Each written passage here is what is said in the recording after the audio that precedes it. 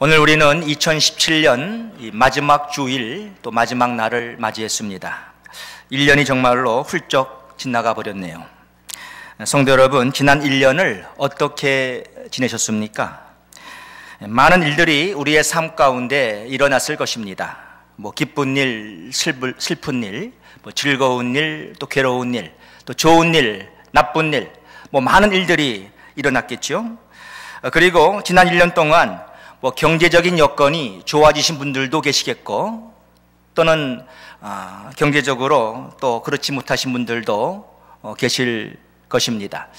또 건강이 오히려 좋아진 분들도 계시겠고, 그렇지 못하신 분도 계시겠죠. 또한 좋은 직장을 찾은 분들도 계시겠고, 또 잘 가던 그 직장도 잃은 사람들이 계실지 모르겠습니다. 그런데 저는 오늘 이 시간에 이 모든 것들보다도 특별히 관계성에 대해서 오늘 말씀의 포커스를 맞추고자 합니다. 첫째는 하나님과의 관계, 그리고 사람들과의 관계인데, 오늘 저의 설교 제목이 회복하세요입니다. 회복하세요. 지난 1년을 지내면서 하나님과의 관계, 그리고 사람들과의 관계에서 문제가 있었다면은 이제는 회복하고 새해를 맞이하자는 것입니다. 이게 참 중요해요. 이것이 우리의 행복과 직접적인 연관이 있습니다. 사람이 꼭 돈이 많다고, 건강하다고, 좋은 직장이 있다고 행복한 것 아니거든요. 자, 우리 모두는 반드시 회복해야 하는데, 첫째, 하나님과의 관계에서 우리는 회복되어야 합니다. 요즘 내가 하나님과의 관계에 있어서 문제가 있다면 이것은 보통 심각한 문제가 아닐 수 없습니다. 요즘 여러분들은 하나님과 이 원만한 관계 속에 있으십니까? 만일 그렇지 못하다면 어디에서 문제가 왔을까요? 그건 다름 아닌 죄입니다. 죄가 나와 하나님 사이에 담을 쌓아 놓은 거예요. 아담이 선악과를 먹기 전에는 하나님과 함께 에덴 동산에서 하와와 더불어서 행복하게 살았습니다. 그러나 선악과를 먹은 이후에, 곧 죄를 짓고 난 후 어떻게 되었습니까? 하나님이 두려워서 동산 나무 사이에 숨었습니다. 이제 하나님이 부담스러운 존재가 되었습니다. 죄를 짓고 나서는 하나님을 볼 자신이 없었어요. 마음은 불안과 초조로 가득 차 있었습니다. 이때 하나님께서 아담을 찾아오셨죠? 왜 찾아오신 것입니까? 아담과의 관계 회복을 위해서입니다. 아담아, 내가 어디 있느냐? 이렇게 부르셨어요. 그리고는 내가 너더러 먹지 말라 한 선악과를 내가 먹었느냐? 이렇게 물었습니다. 이때 아담이 어떻게 대답을 했어야 했나요? 하나님, 제가 잘못했습니다. 하나님께서 먹지 말라고 하신 선악과를 제가 먹었습니다. 정말 죄송합니다. 하나님 용서해 주세요. 이렇게 나왔어야죠. 그러나 아담은 자기의 죄를 인정하지 않았습니다. 하나님께 용서를 구하지를 않았어요. 그가 이때 자기 죄를 인정하고 하나님께 용서를 구했다면 얼마나 좋았을까요? 이것을 아담이 못해서 그는 결국 에덴 동산에서 쫓겨나게 되었고 큰 불행을 맛보게 되었던 것입니다. 네, 맞습니다.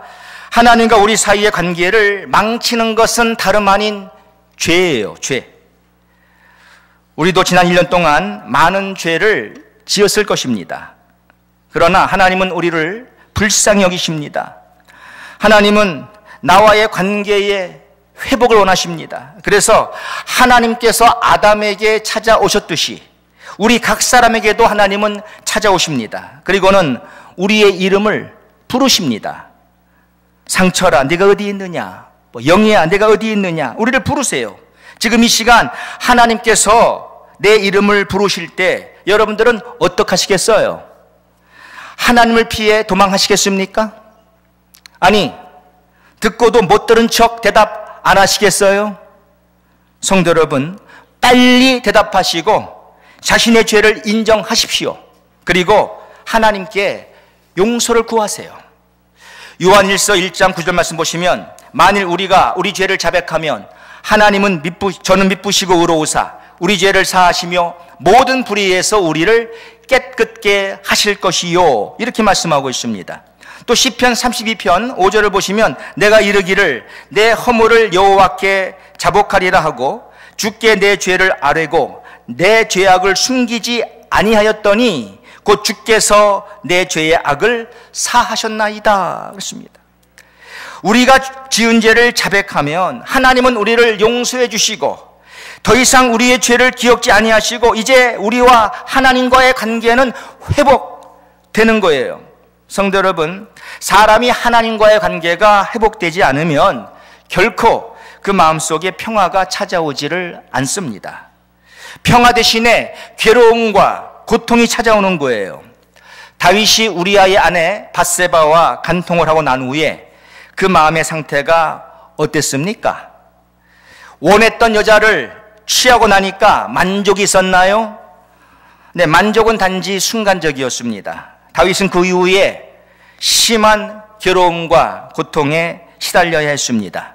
시편 32편 3절 4절 말씀 보시면은 내가 토설치 아니할 때에 종일 신음함으로 내 뼈가 쇠하였도다.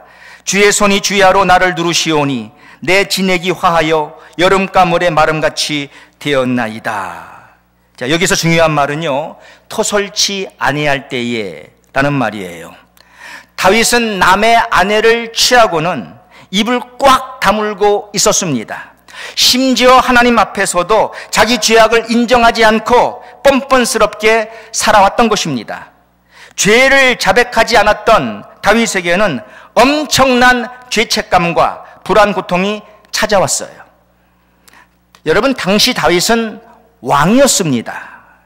그에게 재물이 없었습니까? 그에게 권력이 없었습니까? 아름다운 여자들이 곁에 없었습니까? 세상적으로 보면은 가장 행복해야 할 사람입니다. 그러나 그는 결코 행복하지 못했습니다. 왜 그렇습니까? 죄를 올바로 다루지 않아서예요. 죄를 올바로 다루지를 않아서예요. 우리가 지은 죄를 우리는 돌이킬 수는 없습니다. 이미 엎질러진 물, 어떻게 그 물을 다시 컵에 담겠어요? 죄는 오직 하나님 앞에서 내가 솔직히 인정하고 용서를 구함으로 해결할 수 있는 것입니다. 죄 문제가 해결되지 않고는 우리는 절대로 하나님과 온전한 관계를 가질 수가 없습니다. 우리가 2017년 이 해를 넘기기 전에 하나님과의 관계가 반드시 회복되어야 하는데 그것은 다름 아닌 내가 지은 죄에 대한 솔직한 자백을 통해서 이루어지는 거예요. 성도 여러분, 죄 문제를 꼭 해결하시고 2017년도를 떠나보내시기 바랍니다. 하나님은 우리 모두가 얼마나 연약한 존재인가를 잘 알고 계세요. 시편 103편 13절 14절 말씀 보시면 아비가 자식을 불쌍히 여긴같이 여호와께서 자기를 경외하는 자를 불쌍히 여기시나니 이는 저가 우리의 체질을 아시며 우리가 진토임을 기억하심이로다. 이렇게 말씀하고 있습니다. 여러분, 제 말을 오해하지 마세요. 우리가 죄 지은 것이 잘했다는 말이 아닙니다. 또한 하나님께서 내가 지은 죄에 대해서 이 죄를 간과하신다는 말도 아닙니다. 하나님은 우리의 연약함을 아신다는 거예요. 하나님께서 우리를 만드셨기에 하나님은 누구보다도 우리를 잘 아십니다. 우리가 얼마나 이 죄의 유혹에 연약한 존재인지를 하나님은 아세요. 여러분, 죄를 지은 우리가 잘한 것 아닙니다. 우리는 분명 잘못했습니다. 그러나 이 죄를 하나님 앞에서 솔직히 인정하고 우리가 용서를 구한다면은 나의 연약함을 누구보다 잘 아시는 우리 하나님께서 우리를 깨끗이 용서해 주시고 그리고 우리를 다시 따뜻하게 하나님은 품어주신다는 거예요. 성도 여러분, 지은 죄를 숨기시려고 하지 마십시오. 또 내가 지은 죄에 대해서 결코 정당화시키려고 하지 마십시오.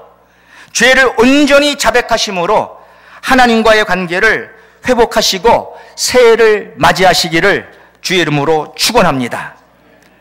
자, 우리 모두는 반드시 회복되어야 하는데 둘째, 이 사람들과의 관계에서 우리는 회복되어야 합니다. 자, 행복한 인생을 살려면 반드시 우선은 하나님과의 관계에서 회복되어야 돼요. 그러나 이것만으로는 우리가 행복한 인생을 살 수가 없습니다. 우리 모두가 성공적인 인생을 살려면 반드시 우리의 대인관계가 또한 올바로 세워져야 하는 것입니다. 나와 주위 사람들과의 이 관계가 중요하다는 것이죠. 대인관계가 망가진 상태에서는 결코 인간은 행복할 수 없습니다. 자, 먼저 이 부부간의 관계가 참으로 중요해요. 성경에서 처음으로 언급하고 있는 망가진 대인관계는 다름 아닌 부부관계였습니다. 곧 아담과 하와 이 두 사람의 관계였죠.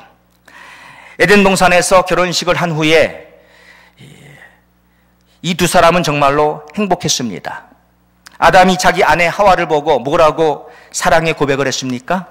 이는 내 뼈 중에 뼈요 살 중에 살이라, 이렇게 고백을 했어요. 자, 이 말이 우리에게는 전혀 마음에 와닿지가 않죠.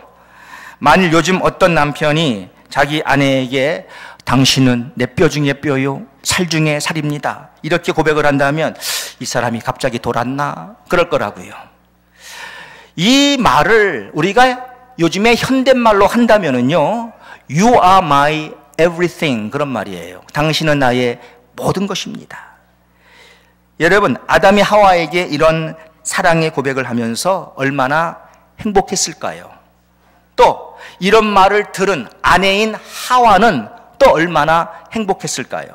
그런데 어느 정도의 시간이 흘렀는지는 모르겠지만 이 두 사람이 결국은 선악과를 먹었고, 하나님께서 이제 아담을 불러서 그의 책임을 추궁할 때에 아담이 하나님께 뭐라고 말을 했습니까? 창세기 3장 12절을 보시면 아담이 가로되 하나님이 주셔서 나와 함께하게 하신 여자 그가 그 나무 실과를 내게 주므로 내가 먹었나이다, 이렇게 말을 했어요.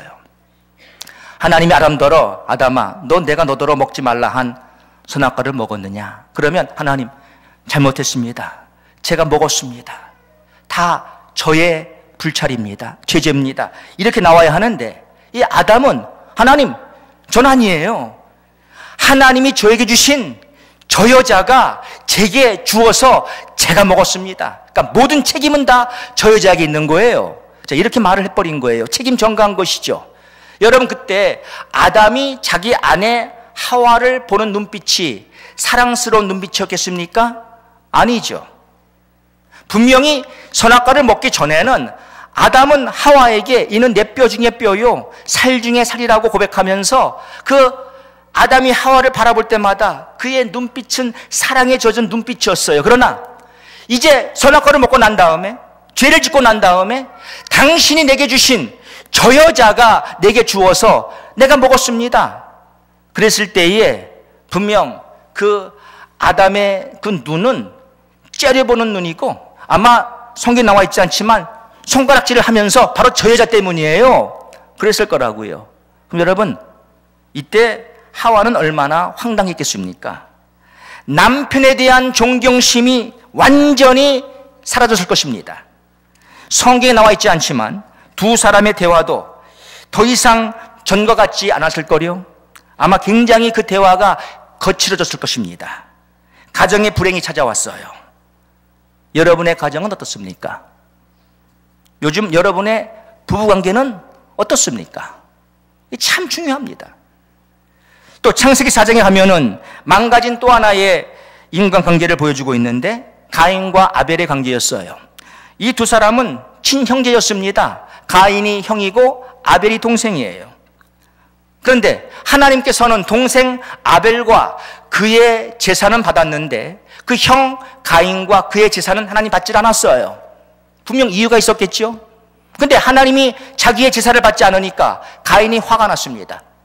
동생 아벨에 대해서 시기하고 질투하다가 마음속에 아주 미워하는 증오심이 생겼습니다. 그래서 이 가인이 자기 동생 아벨을 죽였습니다.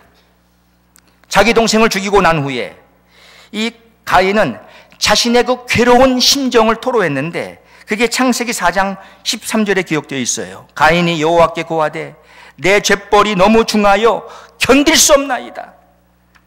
자기 동생 아벨을 죽이고는 이 가인이 너무나 괴로웠던 거예요. 여러분, 그럼 가인이 동생 아벨을 죽이기 전에는 마음에 평화가 있었나요? 아니죠. 그때도 괴로웠어요. 시기하고 질투하고 미워하고 그때도 마음이 편치가 않았어요. 그러나 그 미운 동생을 죽이고 나니까 더 괴로웠던 거예요. 성도 여러분, 우리가 남을 시기하면서 질투하면서 또 그 남에 대한 미운 마음이 내 안에 있을 때 사람은 결코 행복할 수가 없습니다. 그렇다면 요즘 여러분들은 여러분의 형제들과 어떻게 지내고 계십니까? 형제끼리 서로 상종도 하지 않고 마치 남남처럼 살고 있지는 않습니까? 아니, 내 형이에요, 내 누나예요, 내 오빠예요, 내 언니예요, 내 동생이에요. 그런데 형제끼리 서로 으르렁거리면서 남남처럼 살고 있지 않냐 그 말이에요. 또 이 부부관계와 형제관계를 떠나서 이제 일반 대인관계가 있습니다. 이 관계 또한 상당히 중요하죠. 그런데 이 관계가 또한 틀어질 때가 있어요. 심지어 함께 주의 일을 하다가도 이 관계에 문제가 생기는 경우가 있습니다. 바로 바나바와 바울의 관계가 그랬어요. 여러분, 바울과 바나바는 서로 교회의 지도자들이었고 동역자들이었습니다.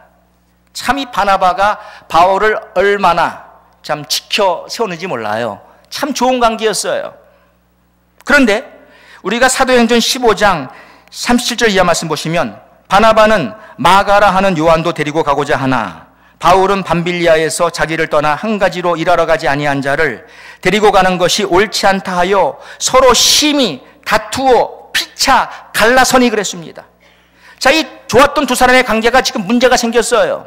왜냐하면은 제1차 선교 여행 때 그 바울과 그리고 바나바가 함께 갔는데 그때에 마가라는 사람도 같이 데리고 갔었어요. 근데 무슨 이유인지 모르지만은 이 마가가 중간에 이제 바울을 배반하고 그냥 떠나버렸습니다. 그냥 없어졌습니다.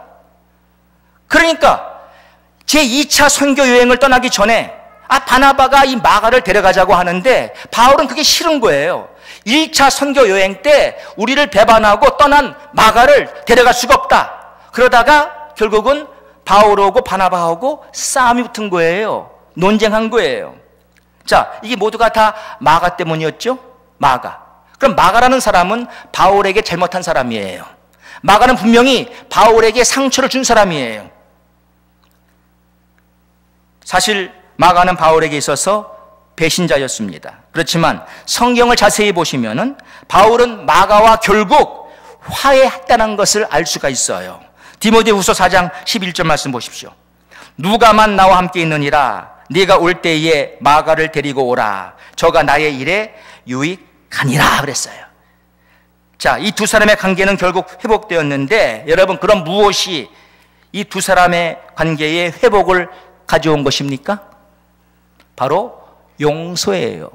용서. 바울이 마가를 용서한 것입니다. 여러분, 이게 참 중요한 거예요. 용서한 거예요. 비록 나에게 잘못했지만, 나에게 상처를 주었지만, 내 마음을 힘들게 했지만, 나에게 불이익을 가져왔지만, 그러나 용서한 거예요. 용서하니까 회복이 되는 거예요. 사람들은 살다 보면은 이런저런 잘못을 저지릅니다. 근데 보세요. 남들만 잘못하는 게 아니에요. 우리 자신들도 잘못합니다. 남편만 잘못하나요? 아니죠. 아내도 잘못합니다. 아니, 형만 잘못하나요? 아니요. 동생도 잘못합니다. 우리 모두는 다 죄인들이고 우리 모두는 다 문제투성이입니다. 실수투성이입니다. 근데 여러분, 중요한 말씀이 있어요. 꼭 기억하셔야 돼요. 회복은 상대방이 변하여 죄를 안 질 때 오는 것이 아니에요. 아니, 남편이 더 이상 죄 안 짓고 아내가 더 이상 죄 안 지면 부부관계에 회복이 온다? 아닙니다. 이건 불가능한 일이에요. 어찌 남편이 더 이상 앞으로 죄 안 짓겠어요?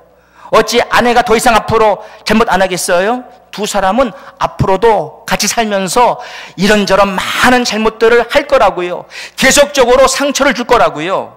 그러니까 당신이 변하면 우리 관계 회복될 거야. 이건 틀린 말이에요. 대인관계에서도 집사님이 변하면 내가 이제 달라질 거고, 집사님 변하면 우리 관계 회복될, 아니에요. 그 사람 앞으로 또 잘못해요. 왜? 나도 또 잘못할 건데 분명히. 여러분, 회복이라는 것은 상대방이 비록 죄는 졌지만 내가 마음으로 그 사람을 용서할 때 찾아오는 거예요. 용서가 바로 키입니다. 키. 용서하셔야 돼요, 여러분. 용서가 회복을 가져오는 거예요. 근데 우리는 그렇게 받아들이질 않아요. 네가 앞으로 잘해. 너 똑바로 살아. 네가 앞으로 잘못 안 하고 살아야 우리 관계가 회복되는 거야. 아니요. 그렇지 않아요. 관계 회복은 네, 잘못했습니다. 이 사람 분명히. 내가 용서해 줌으로 회복되고, 앞으로 또 어떻게 우리는 좋은 관계 유지할 수 있어요? 앞으로 또 내게 잘못한다 하더라도 내가 용서해 줄 때 관계가 유지되는 거예요. 그래서 여러분, 하나님은 우리 모두의 대인관계가 회복되기를 원하기 때문에 예수님께서 뭐라고 말씀하십니까? 마태복음 18장 21절 이하 말씀 보세요. 그때 베드로가 나와 가로되 주여, 형제가 내게 죄를 범하면 몇 번이나 용서하여 주리이까? 7번까지 하오리이까? 예수께서 가라사대 내게 이르노니 7번뿐 아니라 70번씩 7번이라도 할지니라. 예수님이 이렇게 말씀했습니다. 70번씩 7번까지라도 용서해 주라. 이 말이 뭡니까? 계속 끝없이 용서해 주라는 말입니다. 왠지 아세요? 우리는 계속 잘못을 저지를 사람들이거든요. 네, 우리 모두가 다 죄인의 신분으로 태어났고, 지금도 여전히 우리는, 하나님은 우리를 의롭다고 부르시지만 우린 죄인처럼 살고 있습니다. 우리는 앞으로 계속 또 죄 질 겁니다. 분명히. 내가 상처 줬던 사람 앞으로 또 상처 줄 가능성이 많습니다. 그러나 용서가 해결하는 거예요. 용서. 여러분, 용서하세요. 용서하시고 이제는 지난 일을 다 잊어버리세요. 그래서 forgive and forget. 이게 참 중요한 거예요. 근데 우리는 forgive and remember. 이게 문제란 말입니다. 용서는 한데, 그래 내가 용서해. 근데 remember. 여전히 기억하는 거예요. 여전히. 자꾸 그리고 옛날 일을 또 말하는 거예요. 또 기억하면서 또 문제를 가져오는 거예요. 여러분, forgive and forget. 잊어버리세요. 깨끗이 잊으세요. 요즘 나와 관계가 껄껄한 사람이 있습니까? 용서하시기 바랍니다. 로마서 12장 18절에 뭐라 그래요? 할 수 있거든 너희로서는 모든 사람으로 더불어 평화하라 그랬습니다. 네, 할 수만 있다면 너희들은 모든 사람으로 더불어 평화하라. 여러분, 당연히 우리 가족들끼리는 평화해야죠. 가족들끼리. 당연히 우리 믿는 사람들끼리는 평화해야죠. 안 그래요? 한 교회 안에서 성도끼리 우리 평화해야죠. 당연히. 그러나 나아가서 불신자들과도 할 수만 있거든 평화라는 거예요. 아무것도 모르는 저 불신자들, 하나님 모르고 지멋대로 사는 불신자들, 저들하고도 할 수만 있다면 평화라는 거예요. 어떻게 평화할 수 있어요? 내가 용서해 주면 돼요. 주님 뭐라 그랬어요? 자신을 십자가에 못 박는 사람들을 향해서 아버지여 저희 죄를 사하여 주옵소서. 자기가 하는 것을 모르나이다. 세상 사람들이 모르고 지금 여러분에게 죄 짓는 거예요. 모르고 여러분에게 상처 주는 거예요. 저들은 몰라요. 여러분, 용서가 답이에요. 우리의 배우자도 마찬가지고 우리의 자식들, 부모님, 형제들도 마찬가지예요. 다 연약한 우리 죄인들이에요. 여러분, 용서가 답입니다. 용서하세요. 요셉의 예를 보면은요, 여러분, 요셉의 형들은 그 동생 요셉을 시기했습니다. 아버지 야곱이 특별히 자기 동생 요셉만을 아끼고 잘해주니까 형들이 시기를 했어요. 그래서 결국 형들이 요셉을 애굽의 종으로 팔아넘겼습니다. 노예로 판 거예요, 노예로. 요셉은 애굽의 종으로 팔려가 가지고는 종살이 했습니다. 노예살이 했습니다. 그리고는 이 요셉의 형들이 아버지 야곱에게 이렇게 말을 했어요. 우리 동생 요셉이 아마 짐승에게 잡혀 먹힌 것 같습니다. 이렇게 말을 해서 거짓말했어요. 얼마나 못된 사람들입니까? 나쁜 사람들이죠. 요셉이 나중에 애굽의 총리가 되었습니다. 형들이 애굽의 양식을 구하러 왔을 때에 형들은 요셉을 알아보지 못했지만은 요셉은 자기 형들을 알아봤습니다. 이때 요셉이 어떻게 했습니까? 옛날 과거에 형들이 자기에게 저질렀던 그 모든 악한 일들을 기억하면서 형들에게 보복을 했나요? 본때를 보여줬나요? 아니죠. 요셉은 형들을 용서했어요.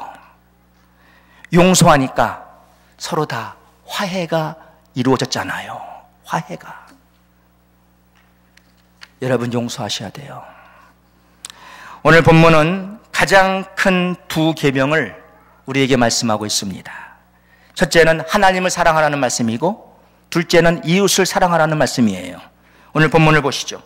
예수께서 이르시되 내 마음을 다하고 목숨을 다하고 뜻을 다하여 주 너희 하나님을 사랑하라 하셨으니 이것이 크고 첫째 되는 계명이요 둘째도 그와 같으니 내 이웃을 내 자신같이 사랑하라 하셨으니. 자, 이 말씀을 오늘 우리는 오늘 주시는 말씀에 적용을 해야 돼요. 사람이 행복하고 성공적인 삶을 살려면 첫째 우리는 하나님과의 관계에서 회복되어야 합니다. 둘째, 이웃과의 관계에서 우리는 회복되어야 합니다. 자, 첫째 보세요. 왜 하나님과의 관계에서 우리가 문제가 생겼지요? 죄입니다, 죄. 그런데 여러분, 왜 우리가 쉽게 죄를 짓는 것이죠? 왜 자꾸 그 죄를 짓고 있습니까? 왠지 아세요? 결국은 하나님을 내가 사랑하지 않아서예요. 마음을 다하고 목숨을 다하고 힘을 다하여 하나님을 사랑하면 우린 죄 안 져요. 그런데 하나님을 그렇게 사랑하진 않고 다른 것을 내 마음을 다해서 사랑하니까, 자꾸 다른 걸 사랑하니까 하나님 앞에서 자꾸 우리는 죄를 범하고 있는 거예요. 하나님 사랑하면 여러분 죄 안 짓습니다. 하나님을 사랑한다면 죄를 짓고도 하나님 앞에 우리는 나아가서 죄의 용서를 구합니다. 근데 하나님을 사랑하지 않으니까 하나님에게 관심이 없는 거예요. 하나님이 멀리 있는 거예요. 다른 걸 생각하고 있으니까. 그러니까 죄만 자꾸 짓고 죄를 짓고 나서도 하나님께 용서를 구하지도 않고, 이게 문제란 말입니다. 여러분, 하나님 사랑하고 살아야 돼요. 또 왜 사람들과의 관계에서 여전히 지금 문제가 있는 것이죠? 내가 그 사람을 용서하지 않아서예요. 이웃을 우리가 내 몸처럼 사랑한다면 모든 대인관계의 문제는 다 해결이 될 것입니다. 왠지 아세요? 사랑은 모든 허물을 다 덮어주기 때문입니다. 잠언 10장 12절 말씀을 보시면은 미움은 다툼을 일으켜도 사랑은 모든 허물을 가리우느니라 그랬어요. 또 잠언 17장 9절 말씀 보시면 허물을 덮어주는 자는 사랑을 구하는 자요 그랬어요. 근데 사랑은 모든 허물을 다 덮어주는 거예요. 저 사람이 나에게 잘못했어도, 내 마음에 상처를 주었어도, 저 사람 때문에 내게 불이익이 찾아왔어도 내가 그 사람의 허물을 용서해 주는 게 바로 사랑이에요, 사랑. 그러니까 내 이웃을 내 몸처럼 사랑하래요. 자, 여러분, 이게 그래서 하나님을 사랑하고 다른 이웃을 사랑하는 것이 온 율법과 선지자의 강령이다. 그 당시에는 구약 성경밖에 없었어요. 그러면 온 율법은 모세 오경을 두고 하는 말이고, 모든 선지자는 모세 오경 외에 다른 모든 구약 성경 말하는 거예요. 그러니까 이 구약 성경의 액기즈가 뭐예요? 하나님 사랑, 이웃 사랑입니다. 또 신약에 와서 예수님 뭐라 그랬어요? 새 계명을 너희에게 주노니 서로 사랑하라. 우리더러 사랑하라 그랬어요. 그러면 이게 신약입니다. 그러니까 신구약의 액티즈는 바로 하나님 사랑, 이웃 사랑이에요. 이게 참 중요한 것이죠. 성도 여러분, 행복을 가져오는 것은 돈이 아닙니다. 명예가 아닙니다. 무슨 인기 이런 게 아닙니다. 행복은 관계에서 오는 것입니다. 관계에서. 하나님과의 관계, 다른 사람과의 관계. 관계에서 오는 거예요. 사랑하는 여러분, 우리가 1년 동안도 살아오면서 하나님 앞에서 이런저런 죄를 짓고 하나님과의 관계가 지금 깨졌습니까? 이 관계에 문제가 있습니까? 여러분, 이제 하나님 앞에 죄를 인정하세요. 죄를 자백하시고 용서를 구하세요. 그러면 하나님은 여러분의 죄를 다 용서하십니다. 관계 회복이 이루어질 겁니다. 그리고 누가 여러분에게 잘못했습니까? 아내가 잘못했습니까? 남편이 잘못했습니까? 누가 잘못했습니까? 직장 상사가 잘못했습니까? 누가 잘못했습니까? 그 사람 용서해 주세요. 용서해 주세요. 그러면 관계가 회복되는 거예요. 하나님, 우리 모두가 다 이제 이 관계를 다 회복하고 새해를 맞이하기를 하나님 원하십니다. 여러분, 그렇게 사시기 바랍니다. 성경 공부 많이 하고 제자 훈련 많이 해서 뭐 성경에 대한 지식은 꽉 차 있고 뭐 이런 일 저런 일 한다고 하지만 성경의 에키즈는 하나님 사랑, 이웃 사랑이에요. 이거 못하면 우리는 아무것도 아니에요. 이렇게 신천하고 사시는 우리 모두가 되기를 주의 이름으로 축원합니다. 사랑의 아버지 하나님, 2017년도가 다 지나가고 있습니다.